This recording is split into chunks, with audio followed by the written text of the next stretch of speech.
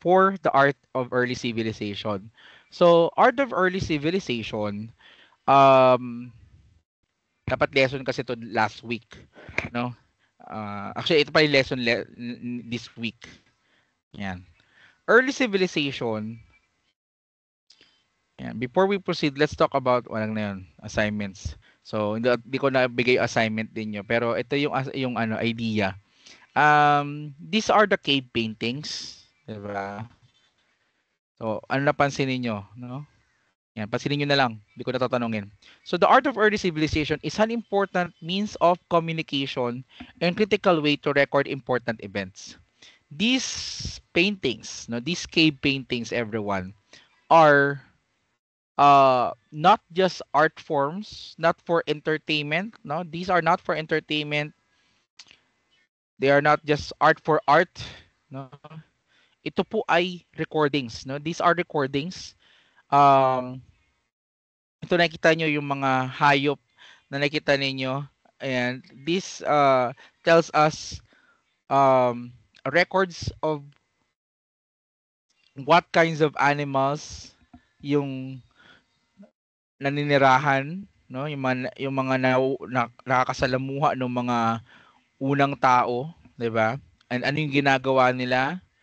Ayan. Sabi nga nung iba, it is a recording. Some of the cave paintings are recording of domestication of the animals. Ibig sabihin, para mayroon silang record kung ilan na yung kanilang mga alagang hayop, no, they paint it doon sa cave walls, no?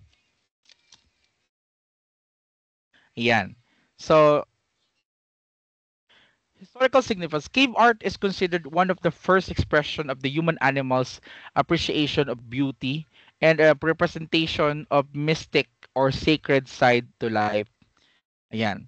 So, first expression of the human animals appreciation of beauty. So, nagandahan yung tao sa itsura ng mga hayop, no?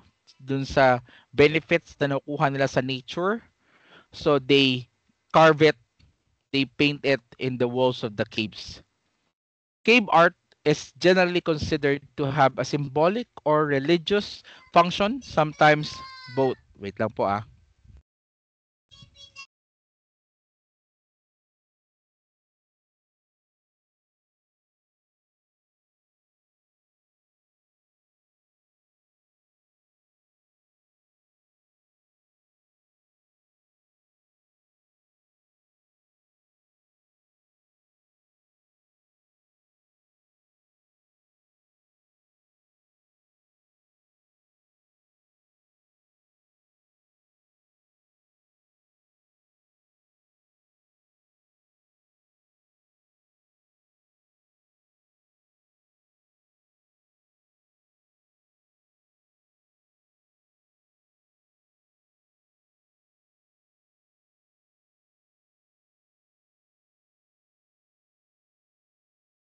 All right.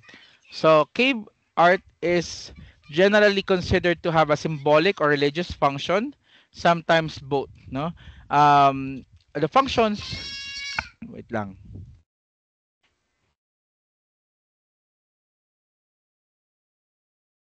Okay. So, pag sinabi nating symbolic or religious function, when they say symbolic, they symbolizes yung mga activities na ginagawa nila, no, ng mga unang panahon, and sometimes religious functions, no, somewhat these paintings are their way for the rituals, 'di ba, or a way to, alam niyo yun, to create a god.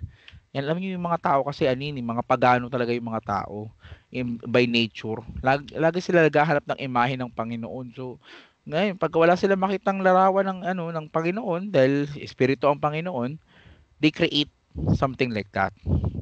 Kaya yun yung mga religious functions ng mga early paintings, no, early civilization na paintings.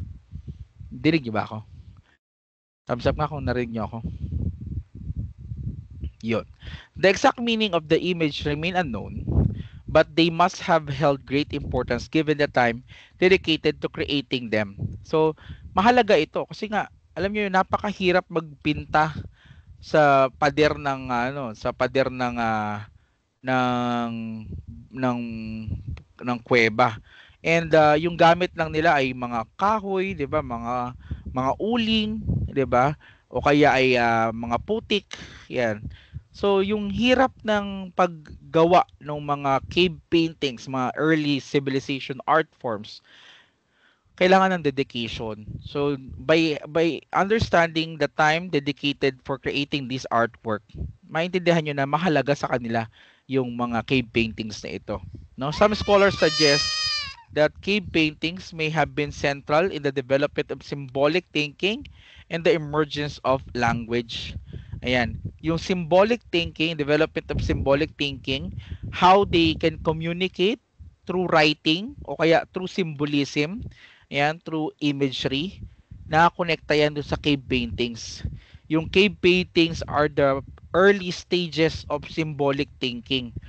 Kumbaga, paano ko ikikwento sa susunod na henerasyon ko yung nakita ko, no? I'll create symbolisms.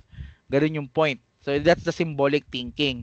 Parang umiisip ka ng mga simbolo na pwede mong gamitin na madaling maintindihan or possible na maintindihan ng mga susunod na henerasyon o ng ibang tao. Ayun, para ma-gets nila yung gusto mong sabihin. And of course, through that symbolic thinking, emergence of the language. Okay? So,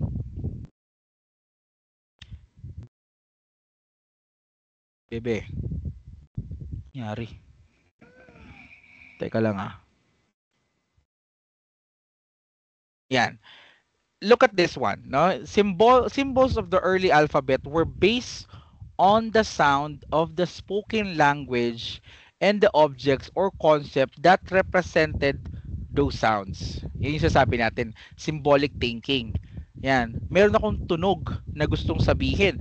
Meron akong idea na gustong sabihin. So how can I tell those concept?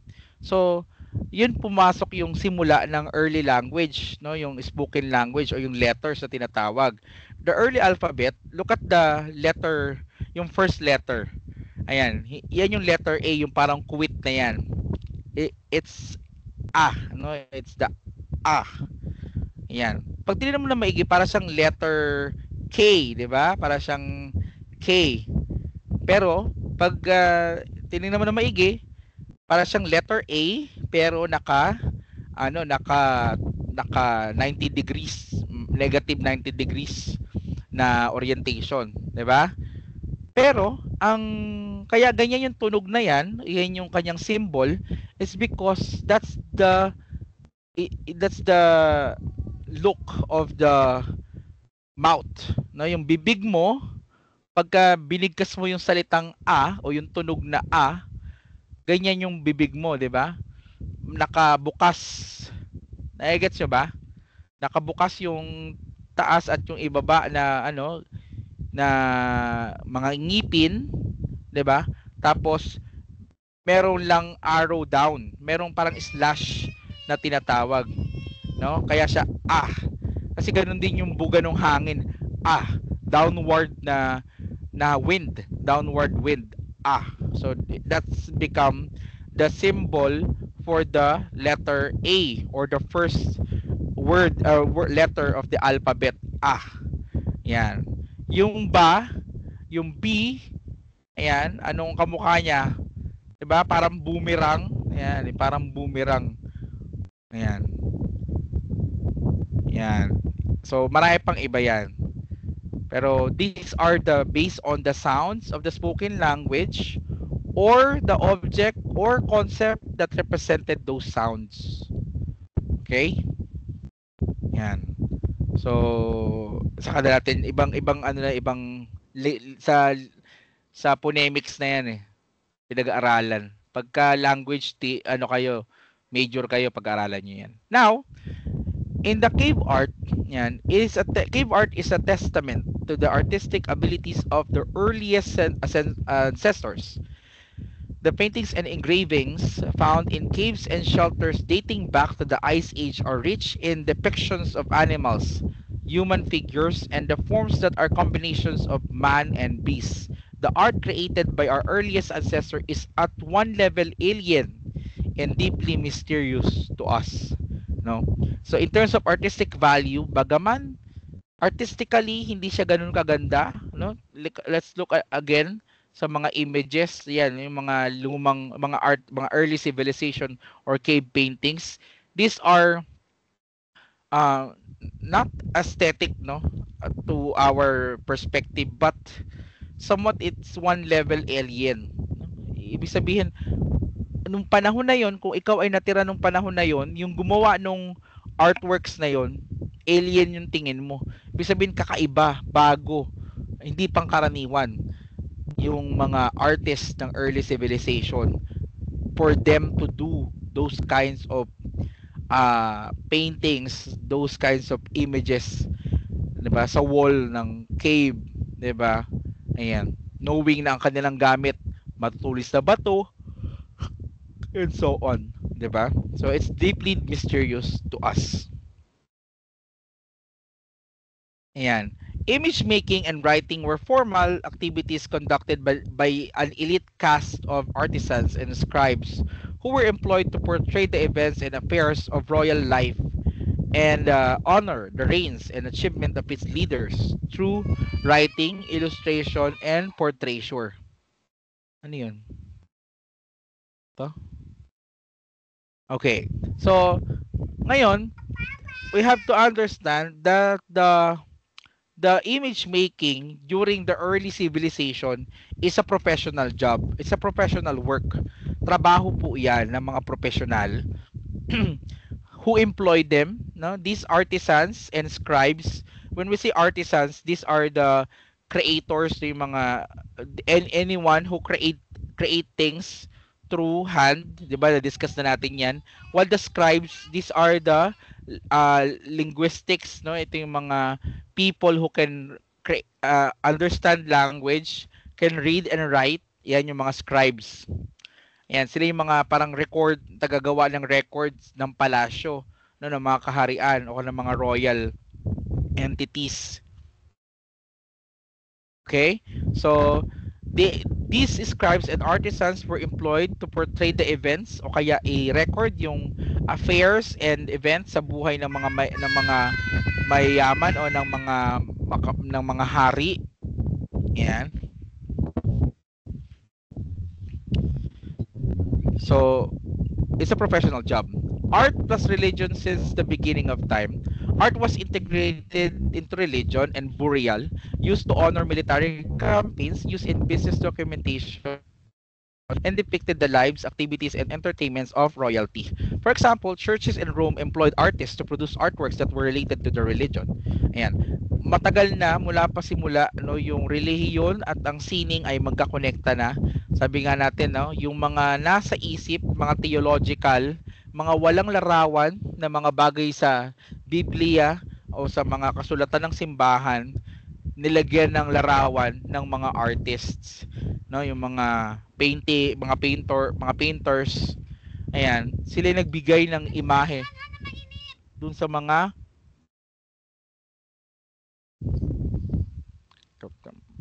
mapapasok ka talaga niyan pag sinasabi ko sa iyo.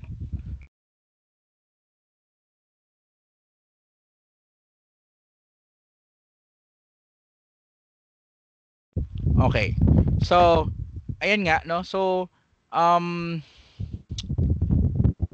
integrated into religion, yan, and burial, used to honor military campaigns, yung kanilang mga tagumpay, hindi yan military na mga kasundaluhan, no, kundi yung achievement nung, 'di ba, nagkaroon ng mga pananakop, no, yan yung tinutukoy yung mga military campaigns.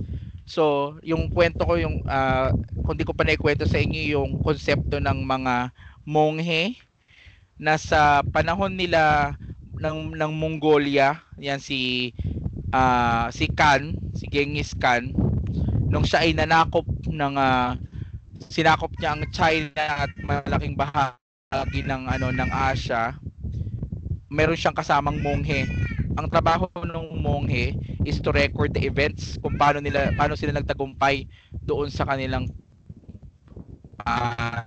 mga digmaan. That's the purpose nung art during the early civilizations, yung mga unang panahon. And of course, yung burial, syempre yung buhay ng isang tao, yan, yung recording nun. Saan galing yan?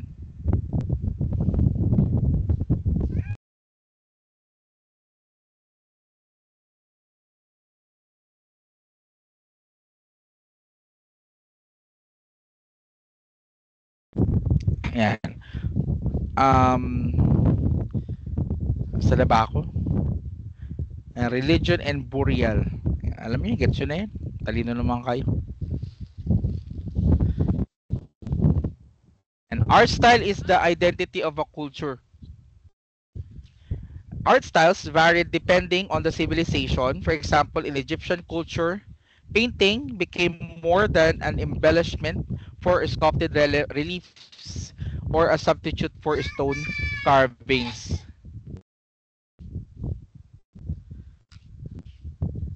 Ayan. Yung natin, art style is the identity of culture. Ito yung concept niyan. Yung kultura, malalaman mo yung kultura base dun sa kanilang art style. Paano yun, sir? No? Yung art style kasi, ibig sabihin, kung ano yung dominant or prominent or madalas na ginagamit doon sa civilization na yon, na art form, art style, no? Ibig sabihin, yun din yung yun din yung alam nung civilization na yon. No, the art style varied depending on the civilization. If the civilization are ito yung concept, no? Yung Egyptian culture. Familiar ba kayo sa Egyptians? Yan. Thumbs up nga sa mga familiar sa Egyptian. Yay. Yan, meron kala ko di familiar, ilan lang pala eh. Anyway, so yung sa Egyptian, pag napansin niyo yung kanilang location, no, yung kanilang geographical location, malapit sila sa Nile River. Lagi namang ganun, no? Yung civilization lagi namang malapit sa ilog, yung mga early civilization, malapit yan sa ilog because water is life. But they are more into sculpture. Bakit? Kasi yung kanilang lupa ay buhangin, no? Buhangin at bato. Mabato yung kanilang lugar. So, itong civilization na ito, dahil mabato yung kanilang lugar, yung kanilang resources, ganun din, no? So, anong mangyayari? Yung kanilang art form has something to do with the resources that they have. Parang halimbawa, kung yung isang lugar ay maputik, luad yung kanilang lupa, they are more into pottery and yung pot formation, yung skulptura, no, yung pag-sculpture, pero pagporma ng luwad, yung pagporma ng clay. Kasi maputik yung kanilang lugar eh, 'di ba? Pero yung yung mga Egyptians, they are more into sculpting, yung pag-uukit ng bato kasi yung kanilang lugar ay mabato, no? Ayan. Ganun din, kung halimbawa mahilig sa pagpipinta, no, ang Roma, halimbawa ang Rome. Ayan, ang Roma, ang Renaissance, yung kung saan nagsimula ang Renaissance, yan sa area na yan. Yan ay makahoy, no? Makahoy or mapapel na lugar. Yung papel kasi kinukuha nila sa kahoy. So kino-curve nila or somewhat pinuputol nila ng manipis, no? Ng manipis yung puno para maging canvas ng kanilang artwork. Kaya nga nauso yung chiaroscuro no, sa Roma. Dahil yung chiaroscuro galing yan sa brown paper o drawing yan sa brown paper, which is yung brown paper coming from the woods o galing sa sa puno, no, sa katawan ng puno. So doon lumalabas yung art styles, no, na nakadepende sa civilization. kung ano yung prominent or ano yung marami ding resources doon sa civilization na yon, asahan mo na yung sining doon sa civilization na yon has something to do with the resources. Ayan. Naiintindihan ninyo? Thumbs up nga kung naiintindihan ninyo. Yon. Thank you. For both visual arts and performance arts are important in Philippine culture. Printmaking, visual arts, visual arts in the Philippines include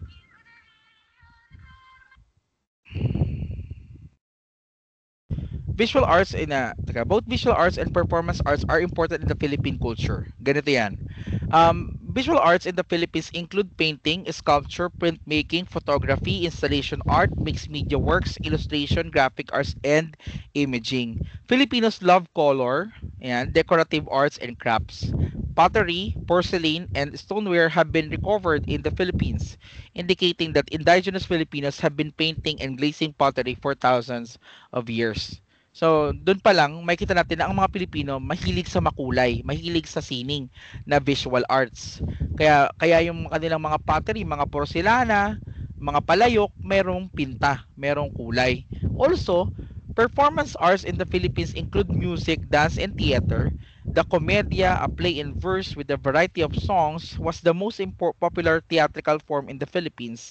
Western drama is studied and widely performed in both English and Tagalog, and many original plays have been written to celebrate the Filipino heritage.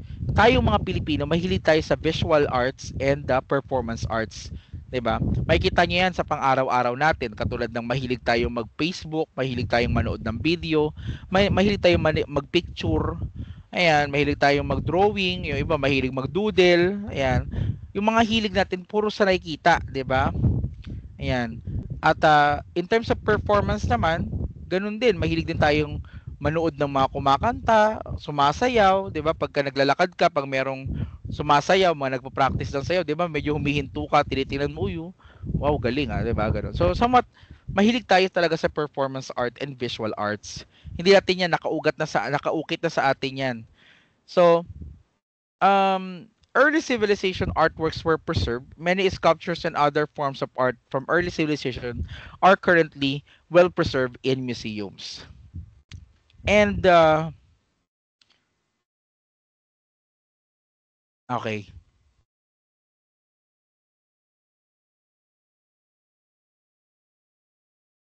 tayong dulo.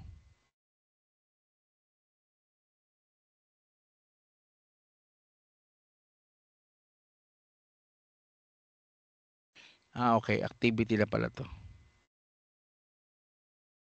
Ayan. Ano na lang ito, ito na lang yung activity papagawa ko sa inyo. So, teka lang, tapusin mo natin yung huli. Yung lesson natin, no? So, tayong mga Pilipino, we love visual arts and performance arts na galing pa yan in the early civilization. Ang Pilipinas din naman, meron na pa rin naman tayong early civilization. Bagaman tayo ay 300 taon na nakubkob at naging bahagi ng Espanya, no, naging alipin ng Espanya at ng iba pang mga bansa, ay meron pa rin namang mga natitirang kultura sa atin na nagpapatunay na kung ano yung kahiligan natin ng mga ninuno natin, kahiligan nila sa visual arts. Katulad nga yan yung visual arts, 'di ba? May mga porcelana na merong drawing, ng mga painting and glazing pottery. So nagpapakita yun na dati pa man ang mga Pilipino ay mahilig na talaga sa visual arts. And in terms of performance art naman, mahilig din ang mga Pilipino dahil dati pa man may mga performance arts na mga theater arts, mga theater plays, 'di ba, na pine-perform at pinapanood, tinatangkilik ng masang Pilipino. Ayan. So, lumipas ang panahon, many of sculptures and other forms of art from early civilization current ko. Current Makain si Maria. Are currently preserved in the museum. Okay? So, for your activity, yan, ipapasa nyo ito on December face-to-face natin. Yan. Assignment nito individual ito. So, design your family's coat of arms. Yan yung coat of arms. Then at the back of your paper, write the meanings of the symbols you added to your crafted coats of arms. Okay? Yung submission is online. Wag face-to-face na lang natin yan. Okay? Sa December na ninyo ipapasa. Okay? So isa lang, no? Isa lang per individual, no? Kada isa sa inyo, you have to design your family's coat of arms. Yan. Then, at the back of your paper, write. Ibig sabihin po, write. Hindi po print. Okay? Isulat po ninyo. Magsulat naman kayo para naman na mga teacher pa naman kayo, no? Hindi, joke lang. Magsulat kayo, huwag kayong puro print ng print. Ayan. Write the meaning of the symbols you added to your crafted coat of arms. Okay? Kaya nyo yan? Wala naman kayong choice. Okay? So, submission will be face-to-face, will be on face-to-face meeting. Yan, hard copy yan. Okay? Sir, pwede po bang, draw eh. Design pala, nalagay. Pwedeng design or draw. Pwedeng computerize, pwedeng drawing. Ayan. Kayo na bahala. Yung bond paper, short bond paper lang ulit ito, okay? Yan, for everyone, no? Short bond paper. Sa harap, i-drawing yung coat of arms. Sa likod, yung meanings ng mga symbols na nilagay. Okay? Kaya? Wala naman kayong choice eh. Okay? Sige, meron ba kayong tanong? Gustong linawin?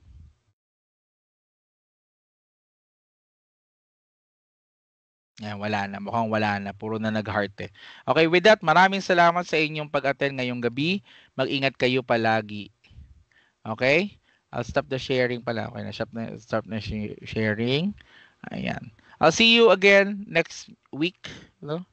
Para sa ating lecture. Bye-bye. Good night. Thank you po. Bye, sir.